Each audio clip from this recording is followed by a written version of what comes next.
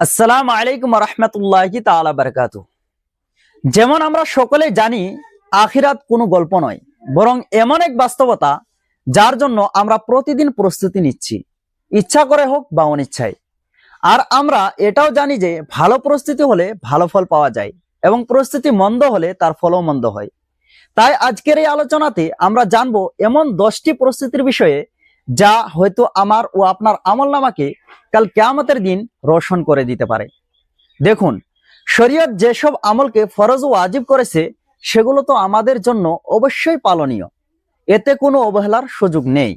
কিন্তু এর পাশাপাশি এমন অনেক নফল ও অতিরিক্ত আমল রয়েছে যেগুলো আমাদের ঈমানকে আরো মজবুত করে তুলবে এবং আমলনামাকে আরো সুন্দর করে তুলবে এবং আখিরাতের জন্য আমাদের প্রস্তুতিকে পরিপূর্ণ করে তুলবে।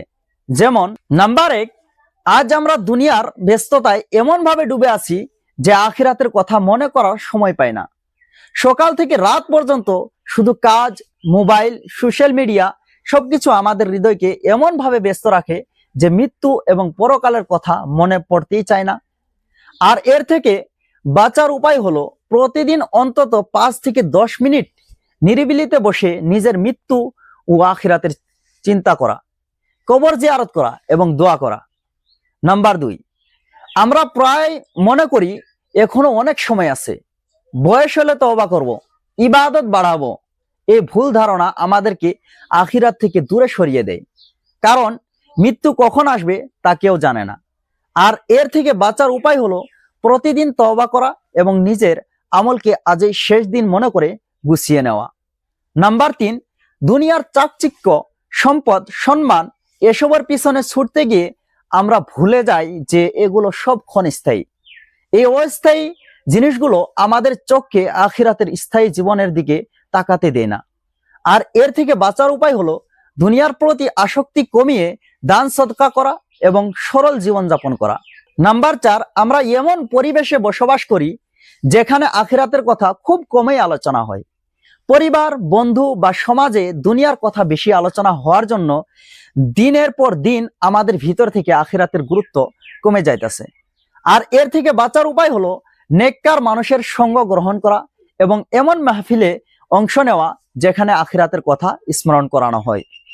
নাম্বার 5, কিছু কিছু গুনাহকে আমরা ছোট মনে করে অভ্যাসে পরিণত করি, কিন্তু এই ছোট ছোট গুনাহে আমাদের হৃদয়কে কঠিন করে দেয় এবং আখিরাতের চিন্তা থেকে দূরে সরিয়ে দেয়। আর এর থেকে বাঁচার উপায় হলো ছোট ছোট গুনাহকে গুরুত্ব দেওয়া, প্রতিদিন হিসাব নেওয়া এবং আল্লাহ তাআলার কাছে ক্ষমা চাওয়া। নাম্বার 6, আমরা অনেক সময় আল্লাহ তাআলার রহমতের উপর এতটাই ভরসা করি যে শাস্তির কথা ভুলে যাই, ফলে আখিরাতের প্রস্তুতি নেওয়ার তাকিদ আমাদের ভিতর থেকে কমে যায়। আর এর থেকে বাঁচার উপায় হলো রহমত ও আযাব দুটোর মধ্যে ভারসাম্য রাখা এবং কুরআন ও হাদিসের বর্ণনা নিয়মিত পড়া। নাম্বার 7, আমরা অনেক সময় অন্যের জীবন দেখে নিজেকে তুলনা করি এবং দুনিয়ার সফলতাকে আসল সফলতা মনে করি। এতে আখিরাতের প্রকৃত সফলতার ধারণা হারিয়ে যায়। আর এর থেকে বাঁচার উপায় হলো জান্নাত ও জাহান্নামের বাস্তবতা নিয়ে চিন্তা করা এবং নিজের লক্ষ্য আখিরাতমুখী করা। নাম্বার 8, আমরা অনেক সময় ইবাদতকে আনন্দ নয় বরং বোঝা মনে করি, ফলে আখিরাতের জন্য কাজ করাটা কঠিন মনে হয়। আর এর থেকে বাঁচার উপায় হলো ইবাদতের মধ্যে আনন্দ খোঁজা এবং নিয়মিত ছোট ছোট আমল দিয়ে শুরু করা।